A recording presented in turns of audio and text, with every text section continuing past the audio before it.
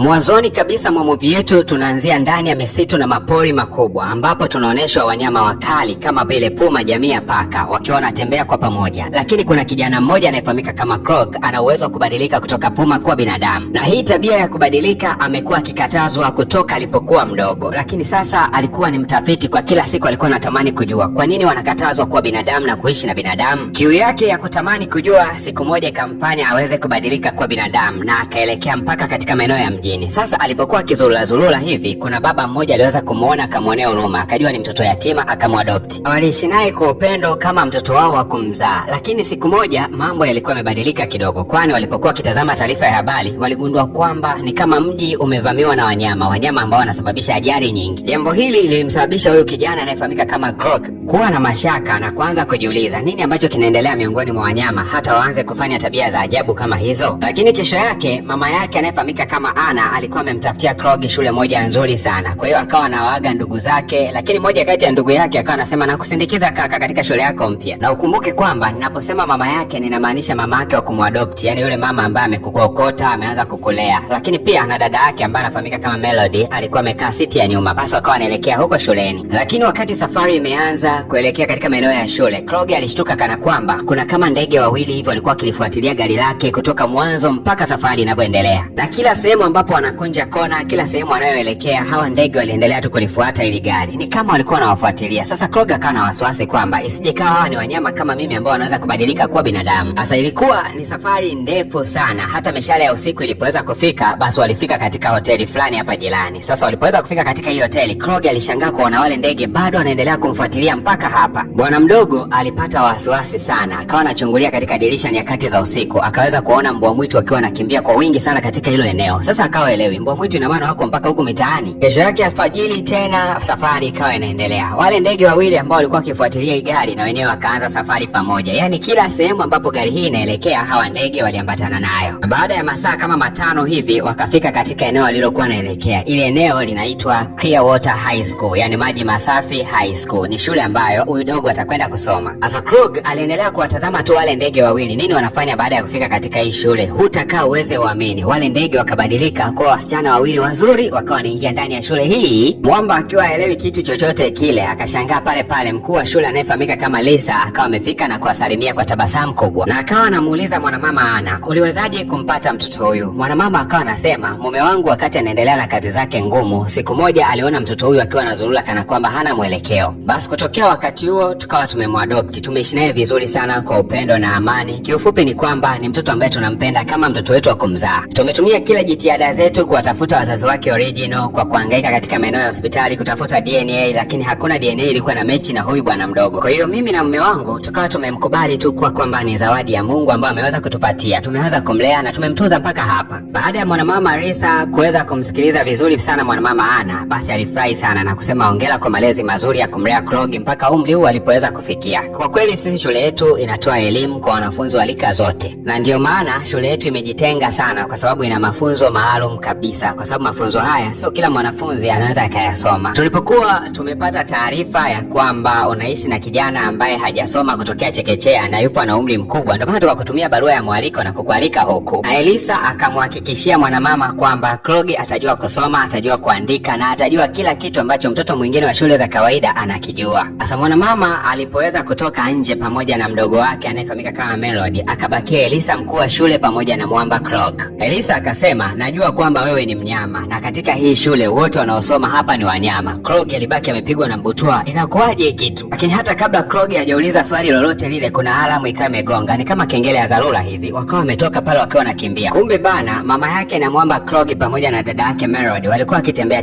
katika maeneo ambayo hayaruhusiwi kabisa kwenda kuyatembelea kwa sababu huko kuna wanyama wa kila aina. Sasa wao wakawa wanafurahia kuweza kuona kwamba hii shule ina wanyama wengi. Lakini principal akasema kwamba hairuhusiwi kabisa huko mtu aweze kuelekea. Samani sana, tunaomba urudi. Lakini mwanamama Ana alikuwa ameshangazwa sana na hii shule, kwani unaweza kukuta chui ana urafiki na swala na urafiki na sungura, yaani kama vile tu kuna urafiki fulani ambao sio kawaida kabisa katika maisha ya wanyama ambao wamezoeleka. Lakini huyu bwana mdogo anayefahamika kama Croc aliweza kupamiana na mtu mmoja hivi. Huyu mtu ni kama anajuana naye katika yale maeneo ya mbuga alikokuwa ametokea, na walikuwa na kama kauadui fulani hivi. Sasa wakataka kuanza kutoleana makucha, lakini mwalimu akaja na kusema nyie acheni kabisa. Dakika chache baadaye shule ikaandaa sherehe ndogo kabisa ya kuweza kuwakaribisha hawa wanafunzi wageni. Kisha baada ya sherehe, mwanamama Anna akiwa ameambatana na mtoto wake Melody wakawa wanarejea nyumbani. Wakawa wamemwaga Krogi na kumwambia kwamba ajitahidi kuvumilia katika haya mazingira mageni, na kama atakuwa amewamisi basi asisite kuwapigia simu. Sasa wakati huo huo, mwamba mmoja anayefahamika kama Andrew alikuwa anawasili na gari yake moja ya hela ndefu. Huyu jamaa ndio mdhamini wa hii shule, yani kiufupi watu wanaishi hapa kwa sababu ya huyu mzee kutia pesa yake. Krogi akamfuata huyu Andrew na akamwambia kwamba ninafurahi sana kuondoka katika maeneo ya mwituni kuja kuishi huku katika maeneo haya, kwa sababu ninaamini kuna maisha mengine nje ya kuwa puma daima. Na akasema kama ningeendelea kuwa puma daima basi kuna vitu vingi ambavyo nisingeweza kujifunza. Nimeamua kupiga hatua. Basi baadaye hapo Lisa akawa amemtoa Krogi na akampeleka katika chumba chake cha kulala, akamuonesha sheria zote namna gani anaweza kaishi hapa katika hii shule. Kisha baada hapo Elisa akawa anatoka. Na ghafla tu akakaona kamnyama fulani hivi kanatembea tembea katika dirisha. Sijui mnyama anaitwaje. Baadaye mwamba akaamua tu kumfungulia kwa sababu katika hii shule unaweza kudhania kitu ni mnyama kumbe ni binadamu. Na ni kweli kabisa. Yule mnyama alipoanza tu kuingia ndani akabadilika na kuwa binti moja mrembo sana. Kabidada kanaitwa Hali. Kenyewe ndio katakakokuwa kanamuongoza mwamba katika maeneo ya madarasa na kila shughuli yote inayoendelea hapa shuleni. Hasa madarasa yao ni tofauti kabisa na madarasa yetu. Wao wanaenda kukusanyika katika eneo la poli. Na mwalimu wao ambaye ni Black akaanza kuwapatia maonyo na kusema kwamba hakuna mwanafunzi anayeruhusiwa kubadilika mbele ya wanadamu. Sheria ya pili, huruhusiwi kupigana na mwenzako kwa kutumia uwezo wako huo wa unyama. Yani ni kosa kubwa sana katika eneo hili la shule. Alafu mwalimu akasema tunahitaji kuona Krogi unabadilika kuwa mnyama wa namna gani. Hebu onyesha uwezo wako. Lakini kabla Krogi hajaweza kubadilika, kuna mwamba mmoja na kimbelembele si mchezo. Mwamba anaitwa Brandon akabadilika na kuwa ng'ombe fulani kubwa sana, ni wale ng'ombe poli. Sasa mwamba akabadilika amekuwa ng'ombe mtu, lakini sasa shida inapokuja ni kwamba kubadilika kuwa mtu jamaa anatumiaga muda mrefu sana kwa sababu anashindwaga kujirudisha katika hali yake ya kawaida kiwepesi. Kufikia hapo mwamba Krogi akaanza kupata wasiwasi kwamba isije kama amebadilika kuwa puma na akajikuta anashindwa kurudi tena kuwa binadamu, na itakuwa haina maana kabisa yeye kuja kuishi huku. Kwa hiyo akawa anaogopa sana kubadilika kuwa tena puma. Akawa anaogopa na walimu waliweza kushuhudia jambo hilo. Lakini Lisa akawa amemwahi Krogi na kumwambia kwamba jaribu kukumbuka mazingira yote ya polini. Unaweza ukabadilika na kuwa puma, lakini pia unaweza ukabadilika na kuwa binadamu tena, wala sio kipengele kizito, jaribu tu. Ni kweli kabisa bwana, mwamba Krogi alifanikiwa kubadilika na kuwa tena puma. Mkuu wa shule akasema kila mtu abadilike sasa, kwa sababu wao ni wenyeji, kubadilika sio kipengele. Kumbe bana, walipoweza kubadilika wote walikuwa kama ni mapuma tu, yani wote ni wanyama wa aina moja. Hasa wakaendelea kufundishwa maadili ya kubadilika kuwa mnyama na maadili ya kubadilika kuwa binadamu, vitu gani vya kuzingatia pindi wanapofanya mabadiliko hayo na kwa sababu gani wafanye hivyo. Mishale ya usiku, mwamba Krogi akiwa yuko chumbani kwake akawa anataka kujaribisha kubadilika, lakini ghafla akasikia kuna mtu anagonga hodi. Kuja kutazama ni yule mwamba Brandon ambaye alibadilika kuwa ng'ombe poli. Mwamba akasema mwanangu, tutakuwa tunaishi wote. Okay bana, haina shida. Lakini kabidada Hali hapo hapo kakaingia ndani ya chumba kakasema jamani, ni muda wa chakula. Kumbuka haka ndiko kanakomsimamia Krogi katika kila shughuli. Hasa wakiwa katika maeneo ya kujipatia misoso akawa anakaribishwa na mpishi, lakini pia wakakutana na mwamba mmoja anafahamika kama Doran. Huyu jamaa anasema kwamba mimi mara ya kwanza nilikuwa nageuka kuwa paka na nilikuwa naishi katika nyumba ya watu kama paka hivyo hivyo, lakini siku moja walikuja kuninasa nikiwa nimebadilika, alafu mikononi mwangu nina dagaa wa kutosha. Wakagundua kwamba mimi sio binadamu wa kawaida, ndipo ambapo nikafukuzwa katika ile nyumba. Kwa kweli kutokea ule wakati ambao mwamba Krogi amebadilika na kuwa puma, kidogo walikuwa wanamhofia wale ambao wanaweza kubadilika kuwa swala, vifarasi, yani vinyamanyama vile ambavyo vinaliwa kidogo na puma, vikaanza kuogopa kila vinapopishana na jamaa. Lakini kila Krogi anapokutana na huyu Jeffrey huwa anapandisha hasira sana, yani kila anapomwona huyu Jeffrey hasira zinampanda sana, na kila wanapokutana wanatamani kupigana. Na kila wanapotaka kupigana kuna mwalimu ambaye anawaingilia na kusema kwamba hampaswi kupigana katika maeneo haya, mkumbuke sheria. Lakini mishale ya usiku siku ya leo mwamba akawa amekumbuka familia yake. Basi ndoto alikuwa anaiota, alikuwa anaota akiwa yuko katika maeneo ya mapoli. Lakini kati ya usingizi mwamba Brandon akabadilika na kuwa tena ng'ombe la polini. Sasa jamaa akibadilika kuwa binadamu ni kipengele kizito, na amebadilika afu anakupa mzito akavunja mpaka kitanda. Na mwamba Brandon akawa anasema bana, mimi nabadilikaga mara 2 katika wiki, yani hali hata sielewi kabisa rafiki yangu. Lakini siku ya kesho yake bana, katika mashindano hapa shuleni, Brandon pamoja na dubu mmoja hivyo wakapangiwa kuweza kupigana, lakini Brandon akasema hapana, mimi naogopa.